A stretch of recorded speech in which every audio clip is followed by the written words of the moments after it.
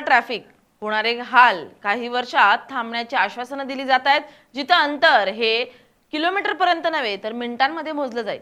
केंद्र सरकारने आता संपूर्ण देशात हाय स्पीड रेल्वे कॉरिडॉरचे जाळं विणण्यासाठी अत्यंत आक्रमक पावलं उचलली आहेत। यामध्ये सर्वात महत्त्वाचा आणि सर्वसामान्यांच्या आकर्षणाचा केंद्रबिंदू ठरलाय तो म्हणजे मुंबई पुणे बुलेट ट्रेन मार्ग। रेल्वे मंत्री अश्विनी वैष्णव यांनी नुकतीच CII बिझनेस समिट मध्ये एक मोठी घोषणा केली असून आगामी काळात मुंबई ते पुणे हे अंतर केवळ 48 मिनिटात कापलं जाणार आहे। हे अंतर सध्या रस्ते मार्गाने किंवा एक्सप्रेस ट्रेन कापण्यासाठी प्रवाशांना किमान 3 तास खर्च करावे लागणार आहे।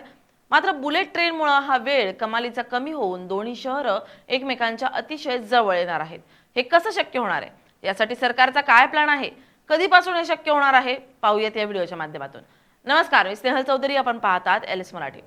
रेल्वे मंत्री अश्विनी वैष्णव यांनी मांडलेला हा दृष्टिकोन केवळ हाय स्पीड रेल्वेशी संबंधित नसून तो एका मोठ्या व्यावसायिक बदलाचे संकेत देणार आहे।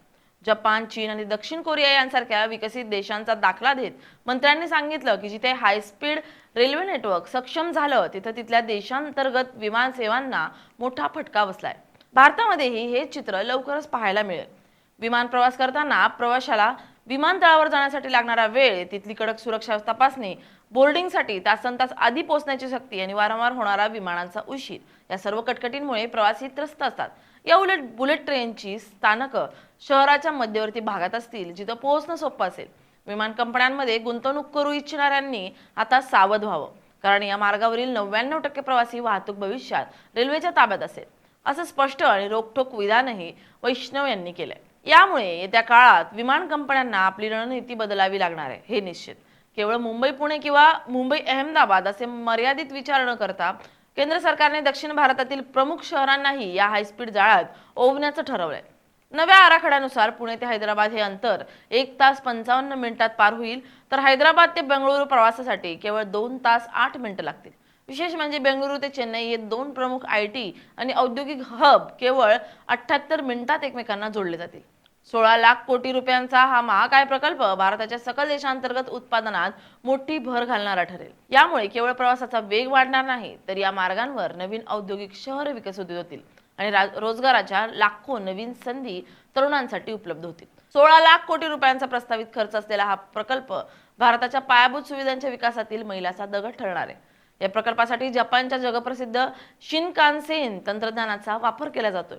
हे तंत्रज्ञान अत्यंत सुरक्षित आणि वक्तशीरपणासाठी ओळखलं जातं। जरी जमिनीचं संपादन, निसर्गरम्य पश्चिम घाटातून बोगदे तयार करणं आणि प्रचंड उंचीचे पूल बांधणं ही मोठी तांत्रिक आव्हानं रेल्वेसमोर असली, तरी सध्या सुरू असलेल्या कामाचा वेग पाहता ही उद्दिष्ट गाठणं अशक्य नसल्याचं सरकारचं म्हणणं आहे। मुंबई अहमदाबाद मार्गाचं काम आता प्रगत टप्प्यावर असून त्या अनुभवाचा फायदा मुंबई पुणे आणि दक्षिण भारताच्या मार्गांसाठी होणार आहे। आगामी दशक हे भारतीय रेल्वेच्या ट्रान्सफॉर्मेशनचं दशक असणार आहे। रस्ते वाहतुकीची जीवघेणी कोंडी, अपघातांची भीती आणि विमानाचा वाढता खर्च याला एक उत्तम, जलद आणि सुरक्षित आणि तितकाच आरामदायी पर्याय म्हणून बुलेट ट्रेन भारताचं भविष्य बदलण्यासाठी सज्ज झाली। 48 मिनिटात मुंबई गाठणारे पुणेकर आणि अवघ्या 1.5 ते 2 तासात दक्षिण भारत पालथा घालणारे प्रवासी हे आता कल्पना नसून लवकरच प्रत्यक्षात येणारी वस्तुस्थिती असेल। पण केंद्राचा याआधीचा बुलेट ट्रेनचा प्रकल्प मात्र नेहमीच वादात राहिलाय। मुंबई अहमदाबाद बुलेट ट्रेन प्रकल्प हा केवळ भारताच्या पहिल्या हायस्पीड रेल्वेचं स्वप्न नसून तो गेल्या अनेक वर्षांपासून राजकीय पोळी भाजण्याचं साधन आणि शेतकऱ्यांच्या मुळावर उठलेला प्रोजेक्ट ठरलाय। या प्रकल्पाच्या विरोधातील सर्वात मोठा मुद्दा म्हणजे यावर होणारा अवाढव्य खर्च आणि जमिनीचं संपादन। सुमारे 1.1 लाख कोटी रुपयांच्या या प्रकल्पासाठी जपानकडून कमी व्याजावर कर्ज घेतलं असलं तरी इतक्या मोठ्या रकमेचा वापर आरोग्य किंवा शिक्षणाऐवजी केवळ एका रेल्वे मार्गासाठी करणं कितपत योग्य असा सवाल अनेक राजकीय पक्षांनी आणि तज्ज्ञांनी उपस्थित केला होता। महाराष्ट्र सत्ता संघर्षाच्या काळात हा वाद अधिकच चिघळला होता।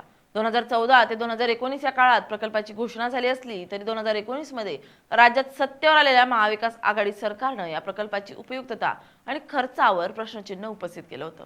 तत्कालीन मुख्यमंत्री उद्धव ठाकरे यांनी बुलेट ट्रेनला पांढरा हत्ती म्हणत मुंबई नागपूर समृद्धी महामार्गाला प्राधान्य दिलं होतं। यामुळे मुंबईतील वांद्रे कुर्ला संकुल येथील टर्मिनलच्या कामासह राज्यातील जमीन संपादनाचं काम दीर्घकाळ रखडलं होतं। राजकीय इच्छाशक्तीच्या अभावामुळे प्रकल्पाची डेडलाईन अनेकदा पुढे ढकलली गेली। दुसरीकडे पालघर आणि गुजरातच्या काही भागातील शेतकऱ्यांनी आपल्या सुपीक जमिनी देण्यास तीव्र विरोध दर्शवला होता। या प्रकल्पामुळे आदिवासी समुदायाचे विस्थापन होईल आणि पर्यावरणाचा ऱ्हास होईल अशी भीती पर्यावरणवाद्यांनी व्यक्त केली होती। विशेषतः ठाणे खाडीतील खारफुटीच्या जंगलांना होणारा धोका हा न्यायालयीन वादाचा विषय ठरला होता। हा सर्व वादामुळे प्रकल्पाचा खर्चही वाढत गेला। मात्र 2022 मध्ये महाराष्ट्रात सत्ता पालट झाल्यानंतर या प्रकल्पाला वेगवान गती मिळाली। प्रलंबित परवानग्या मिळवून आणि बीकेसी येथील कामाला सुरुवात करून सरकारने हा वाद शमवण्याचा प्रयत्न केलाय। जरी आता काम वेगाने सुरू असलं तरी जमिनीचे हक्क आणि अवाढव्य खर्च यावरून होणारी चर्चा अद्याप पूर्णपणे थांबलेली नाही। त्यामुळे सरकारचे आगामी प्रकल्प किती राजकीय वादाचे ठरणार, तसेच शेतकऱ्यांच्या मुळावर नेमके कसे उठणार हेही पाहणं तितकंच महत्त्वाचं ठरणार आहे। Bureau report LS Marathi.